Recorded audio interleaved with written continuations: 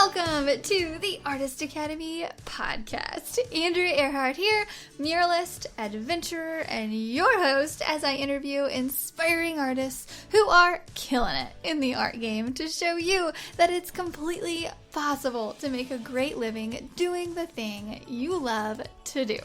We highlight the business side of art to help you reach more customers, increase profits, and ultimately live a life of creative freedom. Enjoy the show.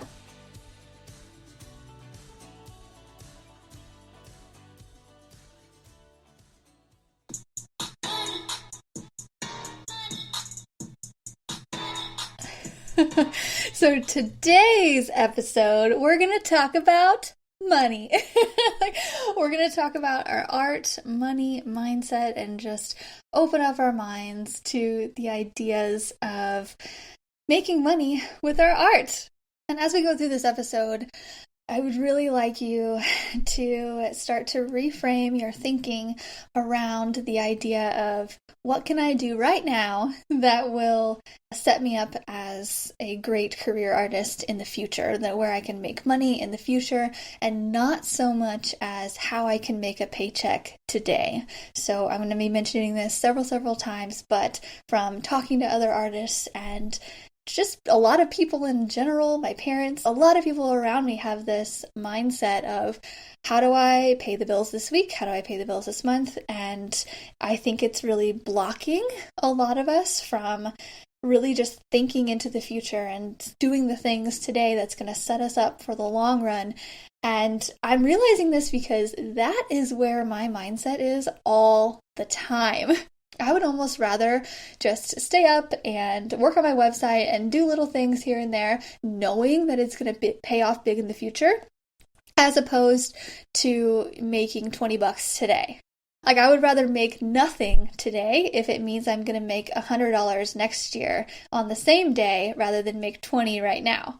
But a lot of people that I talk to, they're like, no, I want instant gratification. I don't want to paint if I'm not going to sell it. I don't want to do this because I'm thinking in the now. And that's good. I think that's really great. Sometimes I have to bring myself back and think in the now to really enjoy what I have right now rather than think in the future.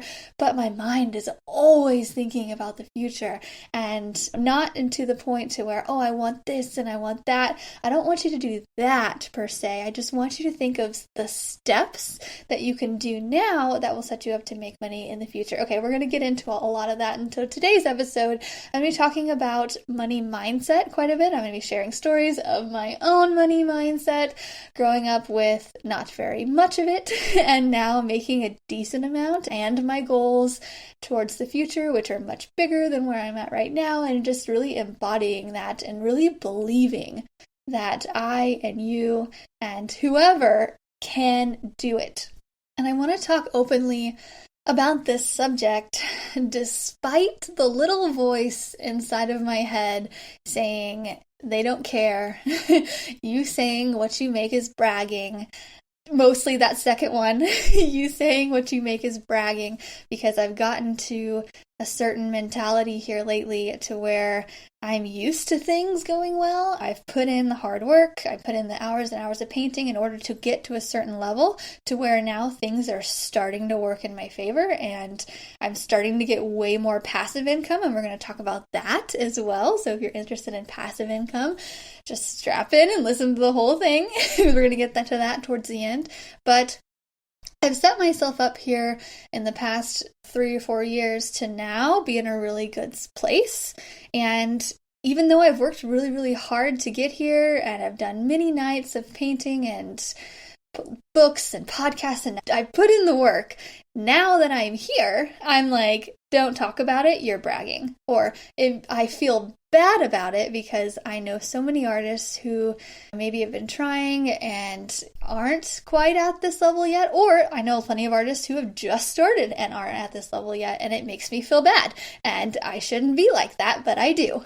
And so despite this little voice in the back of my head saying, don't talk about money, like it's a cliche, and I'm going to do it anyway because, for example, I was on a pre-interview call with a future podcast guest. I actually haven't interviewed them, and I'm not going to say their name, but they wanted to talk to me because they were like, hey, we see you talking about money and stuff, and don't ask me questions about money. I was like, what do you mean? Like, explain. What can I not ask? Because I'll definitely, obey your wishes, whatever you want, but like, why? And so I really grilled him. I was like, so what do you mean, like, exactly? And he's like, I don't want to say what I make a year, and I don't want to say what my paintings cost. And I was like, why? I will do that. I don't mind, but why? And he's like, well, I just feel like there's this weird stigma around artists, and if they make too little, then people are going to think that they are not as big of a name that they look like on Instagram. And if they make too much, then people aren't going to want to pay them because they already make too much. And I'm like, as he's talking, I'm just like, his money mindset is so different and needs a little bit of work, but I didn't say that. I was just like, okay, yeah, sure, whatever you want. And so I really put in the speech of, I think more artists need to know, and if you want to put it out there, because there are a lot of secrets in the art world, and that's what I'm trying to combat. I'm trying to do away with the whole allure of this artist who works in their studio and you have no idea how they're making money or if they're making money and what they're charging, because they never put it on their website and it's all inquiry only. And so I'm trying to do away with that. We're going to talk about money and talk about all of the things. And even with my friends, I want to know what they make. And even asking them, you can tell that they're a little bit like, oh, I make this much, and blah, blah, blah. Like, I want to know. And not really for a judgment reason. I'm just super curious. It's also very motivating. That's another reason I want to talk about it. And then I'll get into it, I promise. But I want to be the motivation for you. Because when I was younger, in my early 20s, I had no idea what was possible in the art world. I thought I had to teach, and so I studied to go to be a teacher, and then to be completely honest, I just didn't want to make 30 grand a year and be teaching. I don't know. I was like, I have bigger aspirations than that. And if you want to make 30 grand a year and you're teaching, we need teachers. Don't think that I'm saying anything like that, but money is a big deal to me, mostly because I grew up with none of it. I grew up in a little trailer and with a single mom, and money was just at the forefront of all of our problems. We never had enough of it. Everything was very, restricted, and I knew that, and my mom didn't mean to put that on me, but I remember in music class when I was in, I want to say early middle school, maybe late elementary, they asked if I wanted to play an instrument, to learn to play an instrument, and I was like, oh my gosh, yeah, I'm artsy, yeah, and then I was talking about it with my mom, and I don't blame her for this at all, like whatsoever, so don't think that, but I remember her being like, okay, it's going to cost a lot, that's fine, and I just saw the look in her eyes of buying a $200, $300 instrument, and I said I didn't want to, and I convinced her and my music teacher that I didn't want to learn to play an instrument, because I knew that it would be very hard for my mom to come up with the money for it. She would have. She loves me unconditionally. She would have done it, but being the people pleaser, I was like, nope, it's going to be a struggle. Nope. So I sat in the back of the music class every time we went to music class. So it had been in elementary. And I don't know how to read music because of it. And I wish that's something that I learned. I wish that's something that I knew. I would have loved to play the clarinet or the flute or, I don't know, something. But I passed on that experience because I didn't want to do that to my mom. And she doesn't know that still. And she won't listen to this episode, so it's fine. But growing up and now, my life is centered around experiences. Even if I'm scared to do something like bungee jumping and whatnot, I'm still going to do it. And I want to set myself up financially to be able to experience everything. Because growing up in a really small town, I've experienced very little and I just want to see the world. So some of my goals are seeing the world, building a giant house with a big art studio, and helping a ton of artists to achieve the same thing. Those are some of my big, big goals. And because to me, money is freedom. And it's not just about earning a certain amount every year and just earning more and more every year so you can buy more things. It's, for me, mostly about this just mental peace that happens with me, knowing that I don't have to scrimp and save and do all of that. And the decisions that I make now, when I'm not as concerned with money, whether it's hiring artists on to make it easier for myself or hiring artists on just to help them, and just it not being such a mental drain on me, I volunteer more. I give more. My husband and I give a bunch to charities every year. It's just being able to give, and when you're not as restrained on money and you're not super stressed about it, there's a lot to that. It just, from personal experience, the more I make, the happier I am, and not because I'm buying nicer things. It's just the mental peace that comes with it, and it's the more that I can give back. For instance, one of my big goals is that I want to eventually hire my mother. I want to hire her either as a daycare person to take care of my future children, or maybe something in my business. I don't know. But she's at a job that she does not like right now, and a job that is just not very good. It's just not a good atmosphere, and so I want to be able to take her out of that. I've tried to talk her into the whole doing business for herself. We could start a cleaning business. I've tried the whole thing. She won't do it.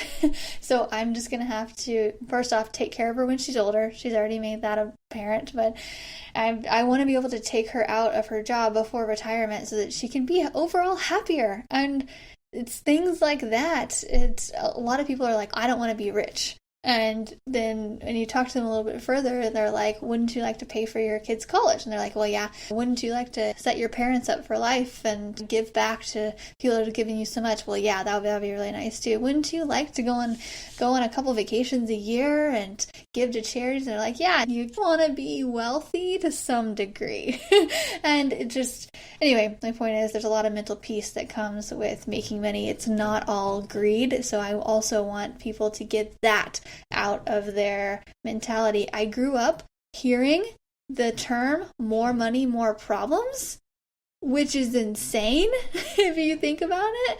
That's not real at all. If somebody has a really big business and if it's huge, I could maybe see that because I'd never experienced that. But personally, the more money I make, the less problems I have. The more money, more problems thing is such a poor person thing to say now that I'm realizing that it just is. So if you have heard that, and if you are still in the more money, more problems thing, and I'm hoping a couple of you are, and I'm hoping a lot of you aren't, just know that is complete BS. And I want to help you get over that block as well. Okay, so let's get into money mentality a little bit. I want to talk about how you could be blocking yourself with your mind with making money. Nobody else is blocking you. I'm going to tell you just in the forefront, like, you are the only one blocking yourself from making money. Nobody's like, no, I'm not going to give you that or what. You have the power to set yourself up to make whatever you want, but it first comes with the belief that you earn it and that you deserve it. That's the word I'm looking for. Not really earn, but you deserve it. And if you give yourself a goal saying, I want to make $20,000 this year with my art, I want to make $100,000 this year with my art, you'll be so amazed at what happens with that. Just putting it out there and saying, this is what I want, and getting just really, really obsessed with that. And not even obsessed, just put it out there. What you want to make this year with your art, and just watch the magic happen. Just do something a little bit each week to do some action towards it, but just watch what comes to you when you put it out there. Some of my own money mentality mind blocks are over what to charge people. So I've gotten over the idea of charging $1,000. If somebody wants something, it's really not a big deal for me to charge them $500, $700, $1,000, $2,000, $3,000. That is typically where my bids go. If someone asks for something, it usually starts at $500, and then at the most it'll go up to $3,000 or $4,000. That's typically where I'm at, living in the Midwest, in small town Springfield, Missouri. That's typically what I work with. A lot of bedroom murals and stuff for businesses, like painting their logos. That's typically where it lands. So some blocks that I'm having here, and I've had here last year, and I'm having now this year, and it's very apparent to me, I know it's a problem and I'm trying to work on it, is being comfortable charging over 10 grand for something. I've had a couple customers come to me and say, we want this done, how much is this going to cost? And the first thing that I want to do, and the first thing I want to say to them is I want to give them the best bang for their buck, which is like bargain shopping, if I'm being honest with my own mindset. I don't want to do this, but I do this because I grew up shopping for bargains. I grew up doing all that. And so getting out of that mentality of that and getting into this whole, I want to give a high quality product and I want to charge a lot for it because I'm worth it. I'm still struggling with that. Not up to the $5,000 mark. That's not a big deal for me yet. So wherever you're at, just take this for wherever that is. I'm like, this might not be relatable to you. You're like, hey, it's hard for me to charge over $200 to someone. That's fine. You will get over it though, because I've been there. So just use me as an example, but go through this and think of your own money blocks. Like, where is your money block? And think to yourself, how much is too much? How much can you not imagine charging a customer for? What is that number? Is it 1,000? Is it 2,000? Is it 500? Is it 200? Whatever it is, just know what that mental block is so that you can get over it. You have to name your fear, call out your fear, and just know where that is in order to get over it. So name your number. And mine is 10,000, which seems like a lot. I'm even like giggling thinking about it because $10,000 is a lot for a mural. But some people want that. Some people expect to pay that. Some people think that if they're paying less than 10 grand for a mural, it's not very good. And if I'm thinking in the future and not about today, which is what I want you to think about too, what is the artist you want to be? The artist that I want to be is working on big projects for really prestigious companies more often. So I do that sometimes. Now I'll have maybe 1 or 2 or 3 or 4 big projects per year that are like in the 10K range for someone, but I want that to be a more regular thing and even go up to 20 and 30. That's what I want. I'm going to have to start to reframe my thinking of I deserve that. I give the quality that is needed for that, and I'm going to be able to talk with the customer and figure out what they want and give them exactly what they want. And I notice that I'm holding myself back whenever I'm talking to customers, like here recently, like I'd say recently, but like a couple months ago, I was talking to a customer on the phone, talking about what he wants. And I was about to tell him it was going to cost $3 grand. And before I did, I was like, how much are you wanting to spend on this? What's your budget? And he goes, I don't know, maybe $5 grand or so. And I just stopped in my head and I'm just like, gosh dang it, I am so holding myself back. What am I doing? And so I was like, okay, yeah, we can make that work for you.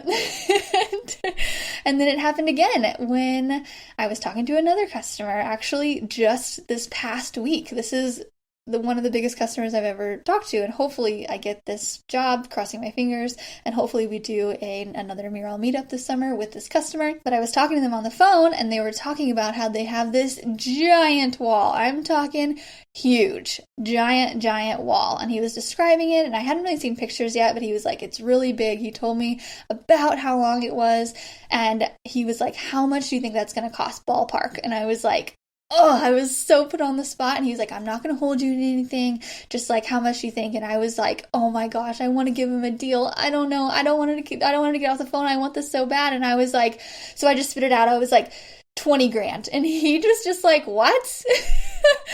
I don't even need approval for anything under 30 grand. So let's bump that up. And I was just like, oh, dang it. Why did I say that? Why did I say 20? Oh my gosh. And yeah, so I'm just like, I'm holding myself back. And that's the thing that I'm currently working on right now is how can I get the money mindset to be able to work with these big clients, because that's who I want. That's what I want. So figure out what your number is and really just think about the quality that you want to give someone and aim high.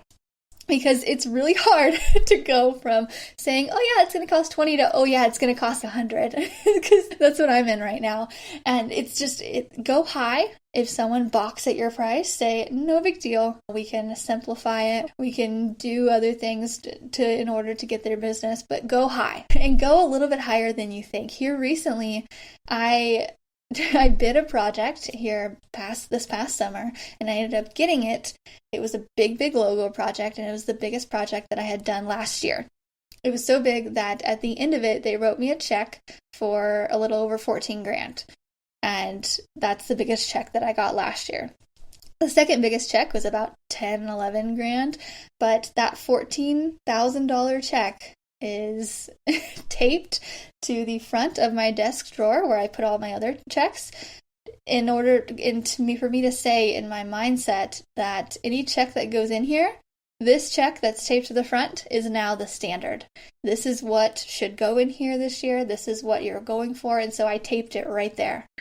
And I've heard this psychological thing that some people do is like they'll write themselves a check for whatever, 10,000, a million, whatever, and then they'll write that check to themselves, and then they'll put it up, and then eventually they make it and they can pay themselves that much is the idea. I've never really done that. If you want to do that, if you're like, oh, that'd be so cool, maybe that's the motivation that you need, maybe try that. But for me, I put my biggest check that I've ever gotten, and I put it on my desk drawer, and now that is the standard for everything. That is what I'm going for the rest of the year. But before we move on, I want you to call yourself out, and if you are someone who is a bargain shopper, just realize that you are probably someone who is also trying to give the best deal that you can to your customers, and that's not a bad thing. We're not trying to get all the money we can out of everybody. We're not trying to nickel and dime them. We're not greedy in that way. But is your money mentality holding you back from making what you deserve? Are you constantly underpricing things? Maybe just add on an extra 100 or 200 or 500 to every bid that you do. For murals, for canvas art, maybe just add on an extra 100, because you can always give money back. But it's really hard to ask for more later on. Okay, after you've called yourself out, let's go on to talk about expenses. So as I'm currently going through all of my taxes stuff from last year and figuring out all of my expenses I'm actually about to do a live in the Artist Academy, or actually I'm about to do a pre-recorded video all over about my taxes. I'm actually going to do my taxes inside of the Artist Academy and show you guys exactly what I do. I know a lot of people are like, oh, taxes, so fun, but I've had a lot of questions about them, and so I'm just going to show you guys what I do, and so we'll go into the details there.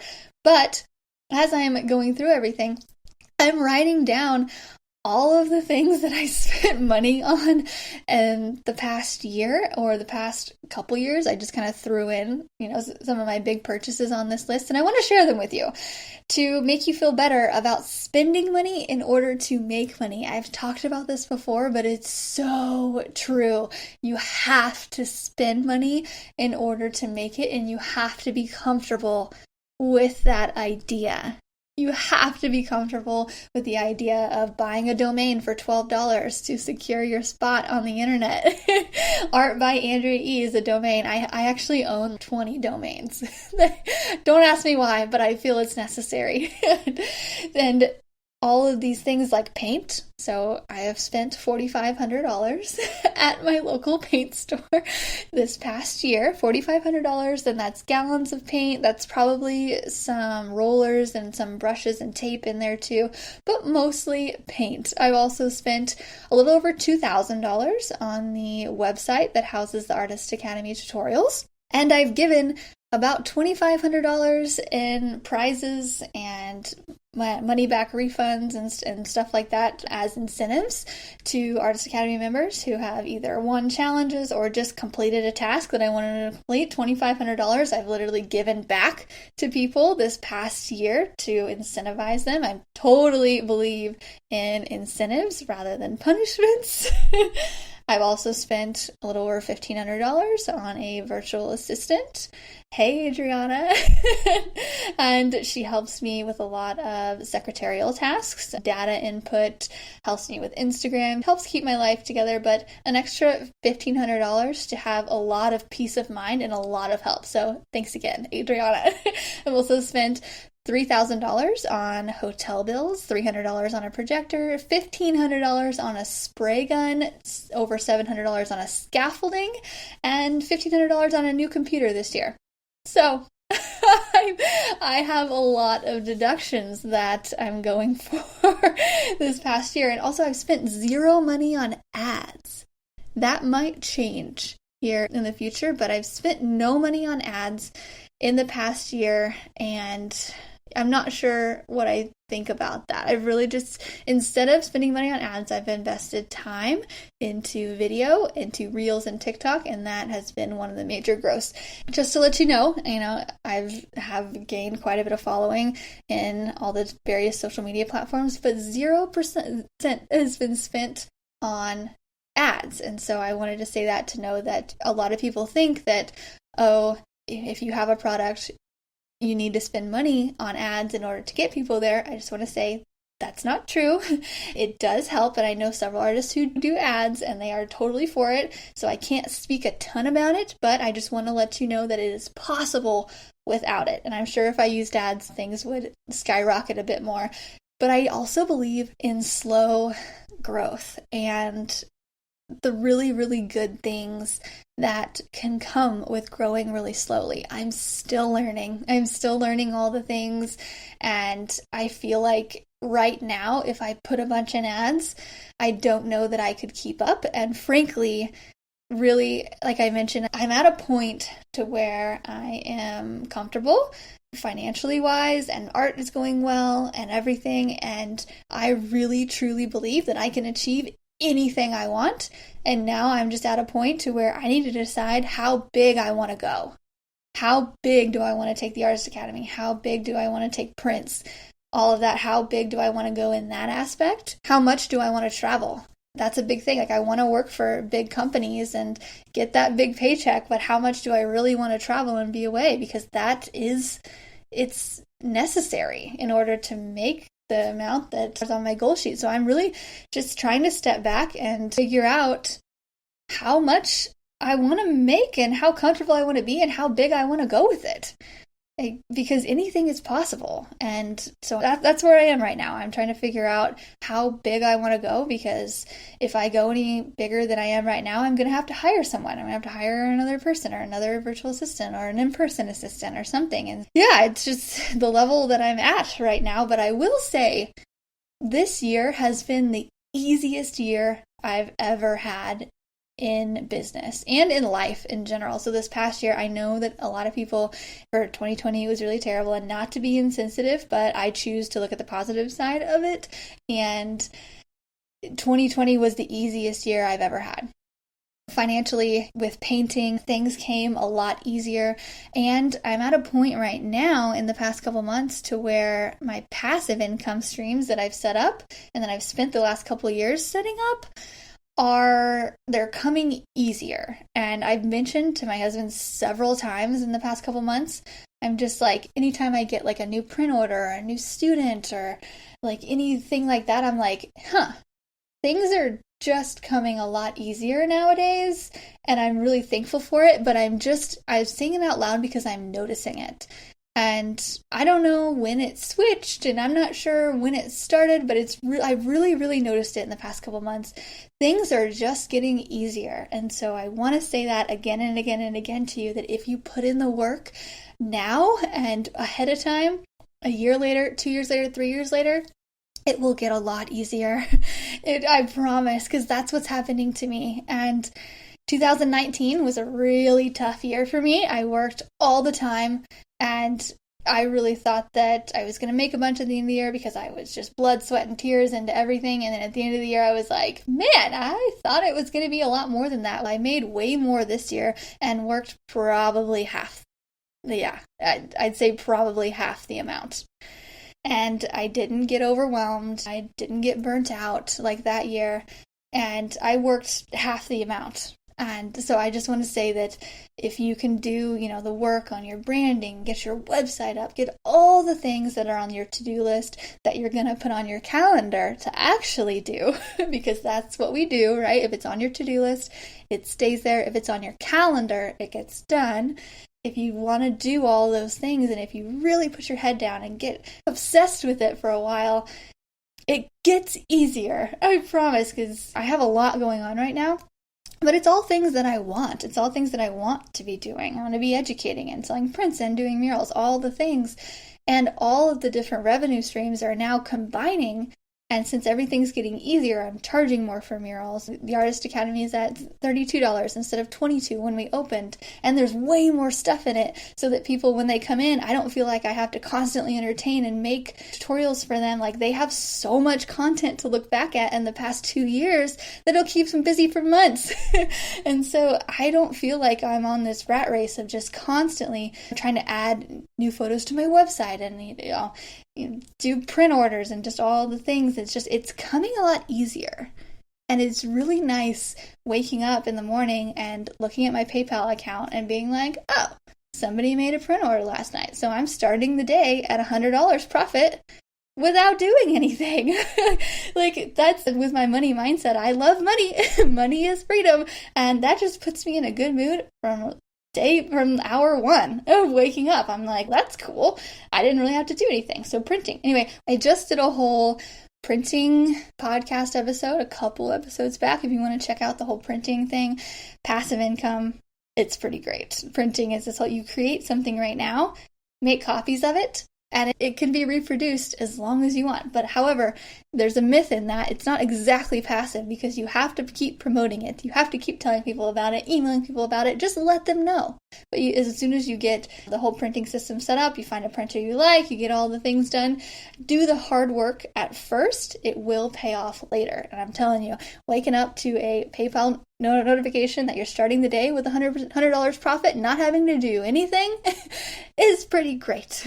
So what can you do right now that can set you up for all of this that I'm talking about? What can you do right now that will set you up in order to have life be a little bit easier next year and the next year, and in order to maybe have passive income? The thing that you can do right now is to get your website up. If you're not at that point yet, then the thing you can do is just paint. And that really comes with everything. That's the foundation of everything. In order to set myself up for this, one of the building blocks, I'd say the building blocks, not just one of the building blocks, was to get a really good foundation of art skills. That's what I did first. When I didn't first make my LLC to start doing paintings around town, I wasn't thinking, how can I make passive income with prints? That was not my thinking. That came later, because that's a building block that I did later. When I was first starting out, I just thought, how can I get better at this painting thing? How can I paint for as many people as I possibly can? And I did everything. Anybody wanted me to paint, I said yes. Even if it was not for very much, even if it was for just a little bit, maybe if they just paid for supplies, I just did it. Because I knew that was the thing that I needed to do, was build up my painting skills. And you can always be better. I will tell you, if you think you're good, you can always be so much better. And just know that we're all always learning. I always talk about the experience that I had right out of college. I thought I was pretty good. I was really good compared to the other people in my painting class, to be honest. I kind of had a leg up on a lot of them. Not all of them. I wouldn't say I was the best one, but I was doing pretty good compared to my peers. And so I was like, I am just hot shit. Like, look at me go. And then I got hired onto the Bass Pro job site, and I walked on there and I saw these muralists who were 50, 60 years old, making these giant murals that were just amazing, literally amazing. And I was like, okay, back to the drawing board, back to the learning, teach me everything you know. And that was a big moment for me. That was really humbling, but I'm glad it happened, and I'm glad I spent that time learning and painting. So if you have a painter in your area that you know of, just job shadow them for a day or a week, or get to know them. If there's somebody within arm's reach of you that's a better painter than you, just follow them around, watch them, see what they do, see how they talk about it, because there are just certain things that someone can teach you that you can't learn on your own, or you will spend 1,000 hours trying to learn that somebody can teach you in 1 hour. I know I totally get that a lot of people are like, I'm self-taught, and that's good, that's great, but there are so many things that you don't know that you don't know until someone teaches you, and until you spend that amount of time with the paintbrush in your hand. That is the building block of everything. The better you get at painting, the easier it's going to get to sell. If you can wow somebody with a painting or a mural, the easier it's going to be to charge a bunch for the next one you do, because they're going to be like, wow, the one you just did is really great. You can charge me whatever you want. I'm telling you, that is the foundation of everything. If you try to skim past that, you'll make money and you'll do okay, but the more time you spend with the foundation of their painting skills, the better it's going to be. And trust me, you all can get to whatever level you want to get. It's all practice and it's all technique. I didn't wake up being able to paint a realistic gecko for Geico.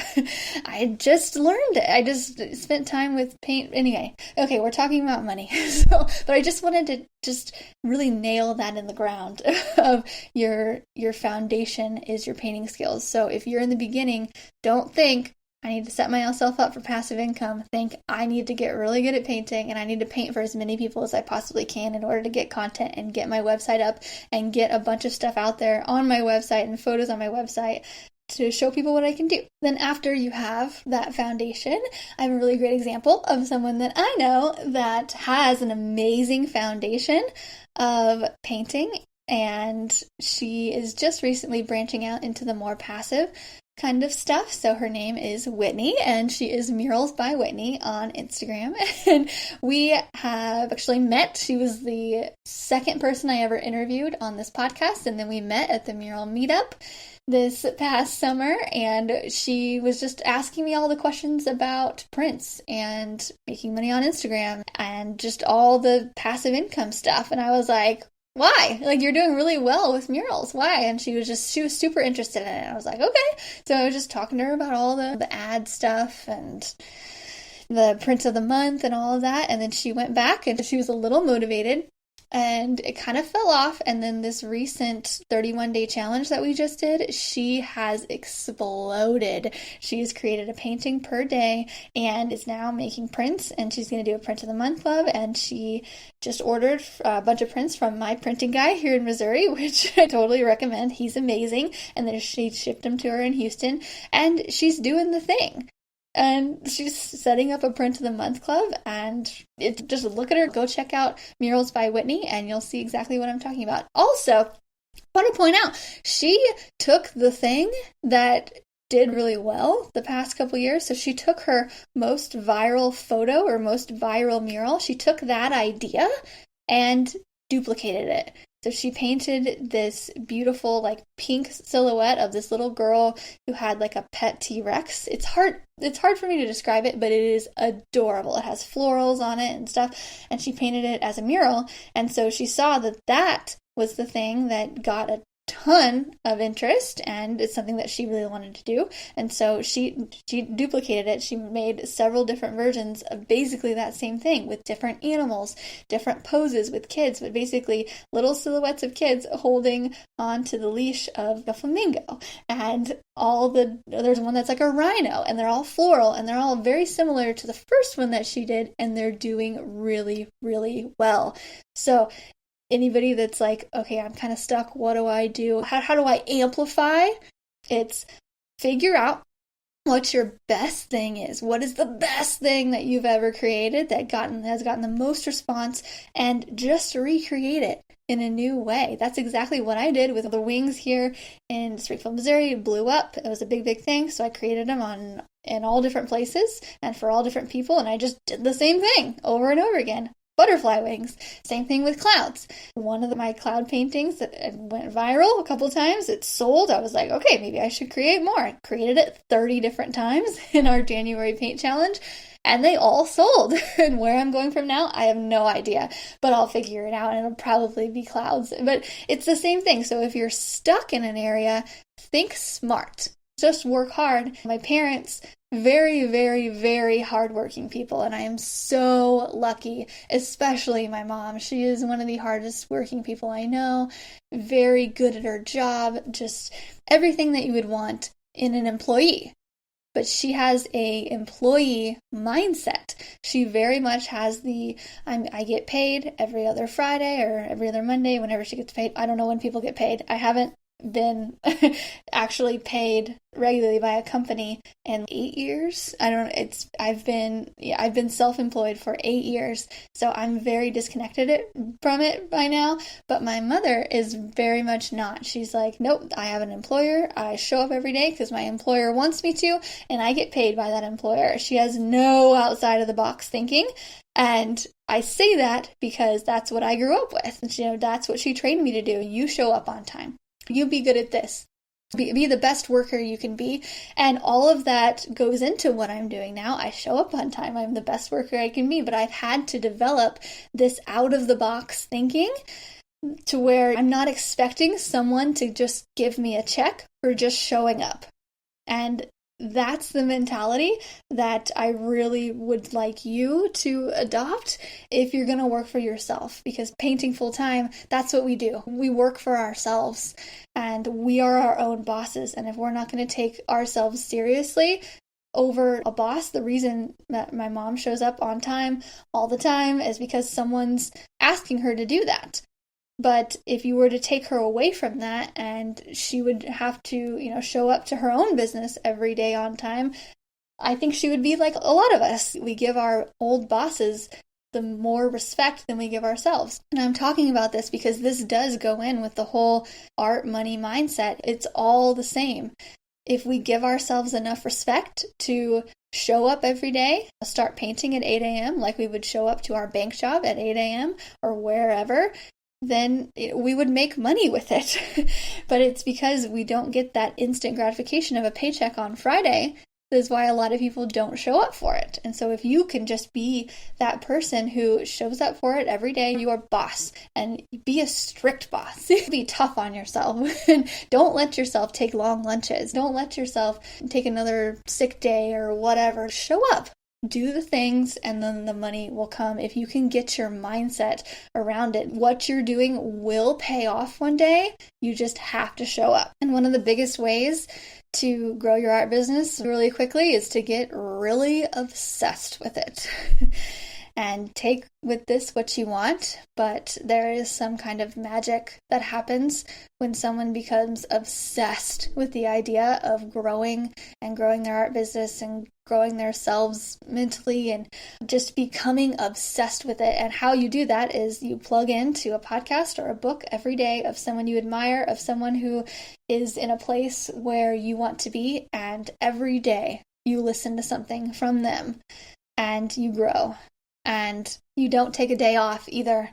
You don't give yourself that. Okay, say you could take the weekends off, whatever, but Monday through Friday, put something in your ear that makes you show up. Put someone in your ear that has the money mindset that you don't yet. That's at a level where they're making six-figure whatever. One example, one book that really changed my idea of how much I should work and what you can charge and just all the things is The 4-Hour Workweek. This is not an artist book. A lot of people have heard this book before. It was very big in 2008. And I don't know why nobody told me about it until 2015 or so, but that book changed everything for me. I remember reading it on a plane to go out to the Philippines. I was just on a backpacking trip, and I'm not really sure who recommended it or how I got it or whatever, but I bought the hard copy and I was reading it on the plane out to the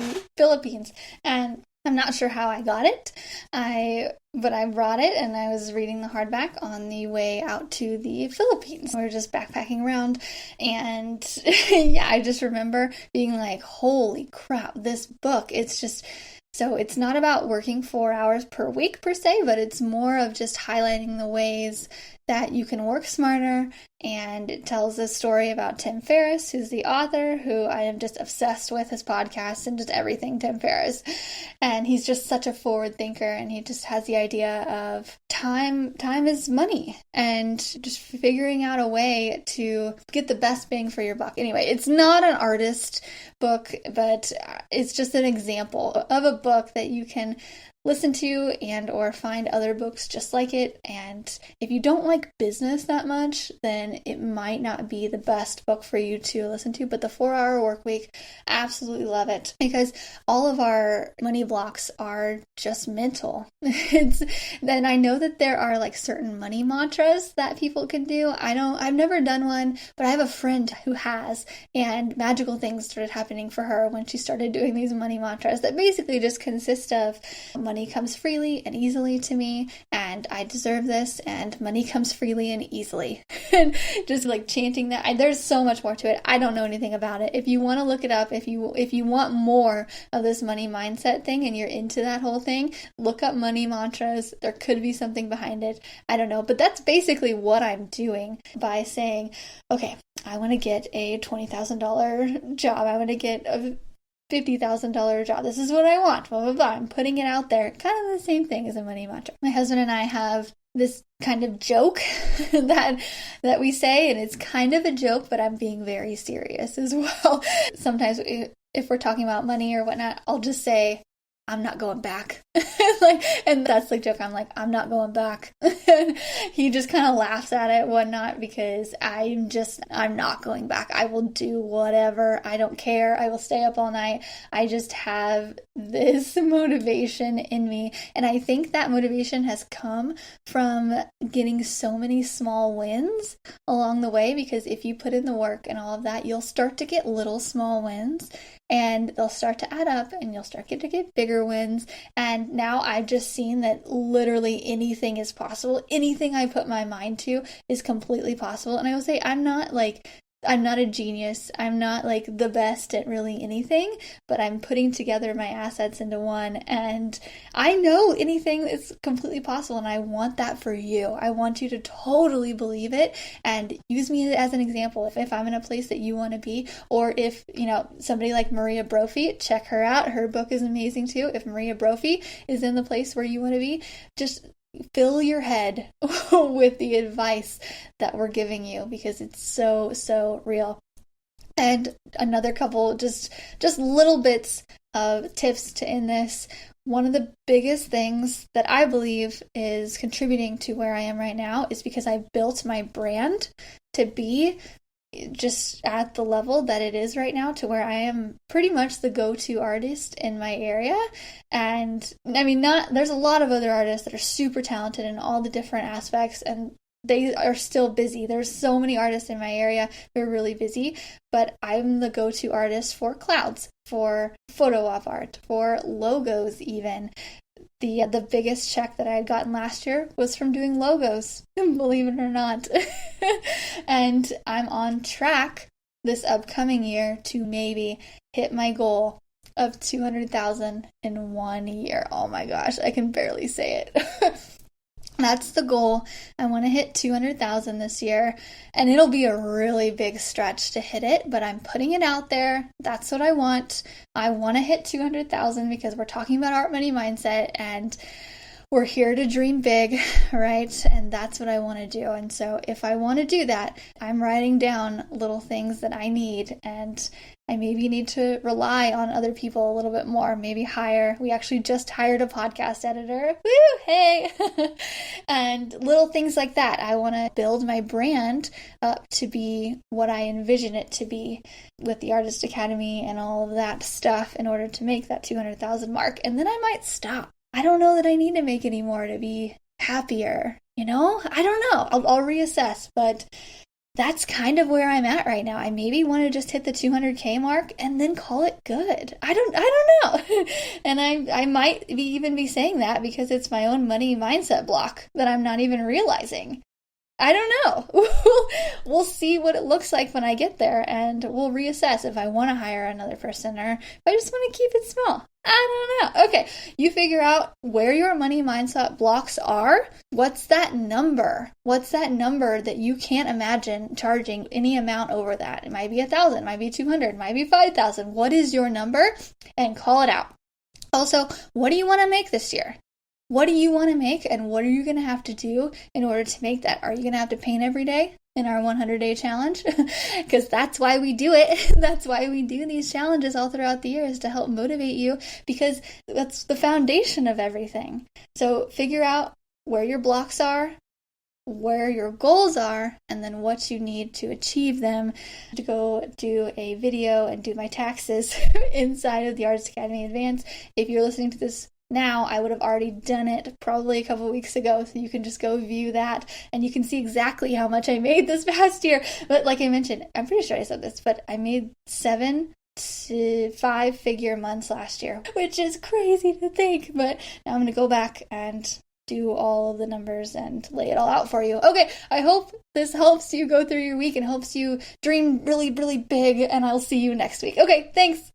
This episode is sponsored by the Mural Master Program inside of the Artist Academy Advanced membership.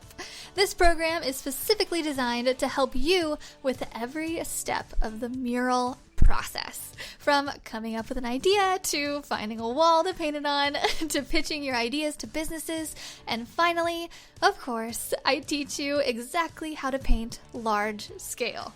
Murals are a lot of fun and a great way to grow your art business. I know, because it has been one of the top ways that I've been able to grow my own art business as quickly as I have.